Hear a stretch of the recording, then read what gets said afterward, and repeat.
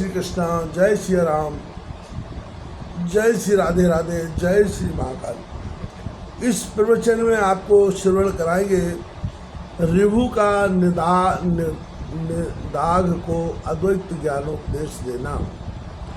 श्री पराशर जी बोले, हे मैत्रेय, ऐसा कहने पर राजा को मौन होकर मन ही मन सोच विचार करते देख हे विप्रवर यह अद्वैत संबंधी कथा सुनाने लगे। ब्राह्मण बोले, हे राज शार्दुल, पूर्व काल में महर्षि ऋभु ने महात्मा निदाघ को उपदेश करते हुए जो कुछ कहा था वह सुनो। हे भूपते, परमेश्वरी श्री ब्रह्मा जी का ऋभु नामक एक पुत्र था। वह स्वभाव से ही परमार्थ तत्व को जानने वाला था। पूर्व काल में महर्षि पुलस्त्य का पुत्र निदाघ उन ऋभु का शिष्य था। उसे उन्होंने अति प्रसन्न होकर संपूर्ण तत्व ज्ञान का उपदेश दिया था। हे नरेश्वर, ऋभु ने देखा कि संपूर्ण शास्त्रों का ज्ञान होते हुए भी निदाघ की अद्वैत में निष्ठा नहीं है। उस समय देवका नदी के तीर पर पुलस्त्य जी का बसाया हुआ वीरनगर नामक एक अति रमणीक और समृद्ध संपन्न नगर था। ये पार्थिवोत्तम रम्य उपवनों से सुशोभित उस पुराने उस पुर में पूर्व काल में ऋभु का शिष्य योग्यवेत्ता निदाघ रहता था। महर्षि ऋभु अपने शिष्य निदाघ को देखने के लिए 1 सहस्त्र दिव्य वर्ष बीतने पर उस नगर में गए। जिस समय निदाघ बलि वैश्य देव के अनंतर अपने द्वार पर अतिथियों की प्रतीक्षा कर रहा था, वे उसके दृष्टि गोचर हुए और वह उन्हें द्वार पर पहुंच अर्धदान पूर्वक अपने घर में ले गया। उस दुष्श्रेष्ठ ने अपने हाथ पैर धुलाए और फिर आसन पर बिठाकर आदर पूर्वक कहा, भोजन कीजिए। ऋभु बोले, हे विप्रवर, आपके यहाँ क्या क्या अन्न भोजन करना होगा यह बताइए, क्योंकि कुत्सित अन्न में मेरी रुचि नहीं है। निदाघ ने कहा, हे दुष्श्रेष्ठ, मेरे घर में सत्तू, जौ की लस्सी, कंदमूल, फलादी तथा पुए बने हैं। आपको उनमें से जो कुछ रुचि है वही भोजन कीजिए। ऋभु बोले, हे द्विज, ये तो सभी कुत्सित अन्न है। मुझे तो तुम हलवा, खीर तथा मट्ठा और खांड से बने स्वादिष्ट भोजन कराओ। तब निदाघ ने अपनी स्त्री से कहा, हे गृह देवी, हमारे घर में जो अच्छी से अच्छी वस्तु हो उसी से इनके लिए अति स्वादिष्ट भोजन बनाओ। ब्राह्मण जड़ भरत ने कहा। उसके ऐसा कहने पर उसकी पत्नी ने पहले पति की आज्ञा से उन विप्रवर के लिए अति स्वादिष्ट अन्न तैयार किया। ये राजन, ऋभु के यथेच्छ भोजन कर चुकने पर निदाघ ने अति विनीत होकर उन महामुनि से कहा। निदाघ बोले, हे द्विज, कहिए, भोजन करके आपका चित्त स्वस्थ हुआ है ना? आप पूर्णतया तृप्त और संतुष्ट हो गए ना? हे विप्रवर, कहिए, आप कहाँ रहने वाले हैं, कहाँ जाने की तैयारी में हैं और कहाँ से पधारे? ऋभु बोले, हे ब्राह्मण, जिसको क्षुधा लगती है उसी की तृप्ति भी हुआ करती है। मुझको तो कभी क्षुधा ही नहीं लगी, फिर तृप्ति के विषय में तुम क्या पूछना चाहते हो?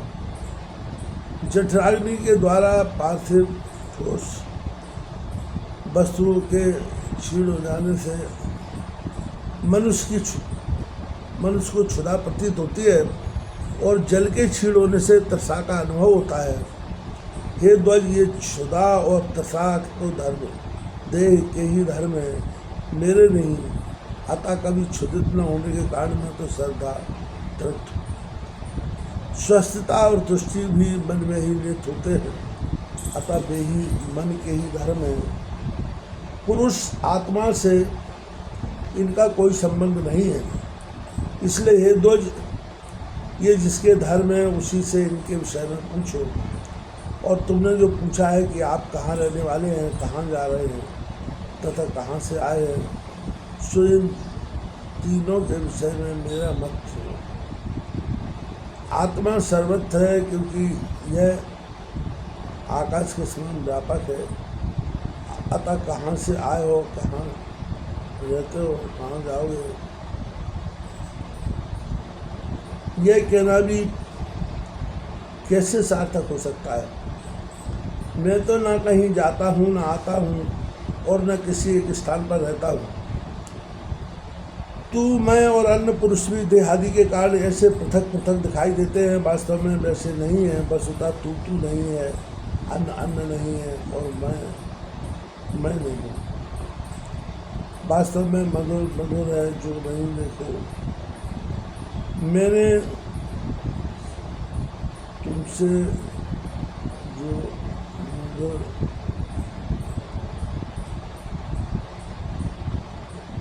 अन्न की याचना की थी, उससे भी मैं यही देखना चाहता था कि तुम क्या कहते हो।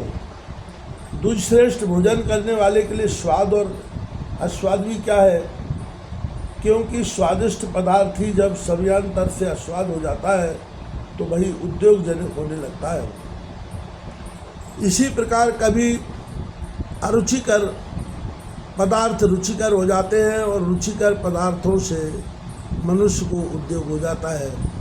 ऐसा अन्न भला कौन सा है जो आदि, मध्य और अंत तीनों कालों में रुचिकर ही हो। जिस प्रकार मिट्टी का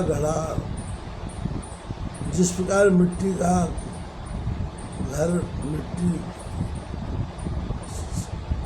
के लीपने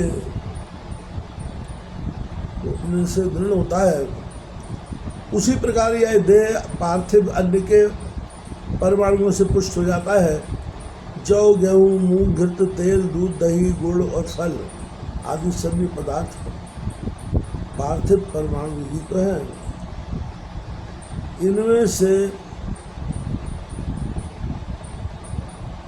किसको स्वाद कहें और किसको अस्वाद। अतः ऐसा जानकर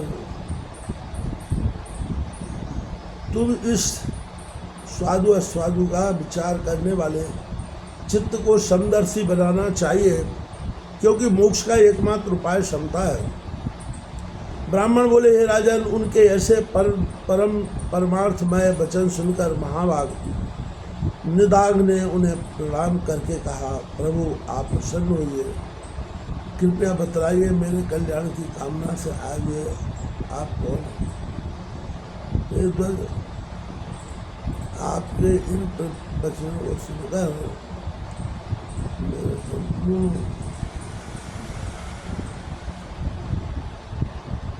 मोह नष्ट हो गया है। रिभु बोले, हे द्विज, मैं तेरा गुरु रिभु हूँ, तुझको सद विवेकिनी बुद्धि प्रदान करने के लिए मैं आया था। अब मैं जाता हूँ, जो कुछ परमार्थ है वह मैंने तुझसे कह ही दिया है। इस परमार्थ तत्व का विचार करते हुए तो संपूर्ण जगत को एक बात ये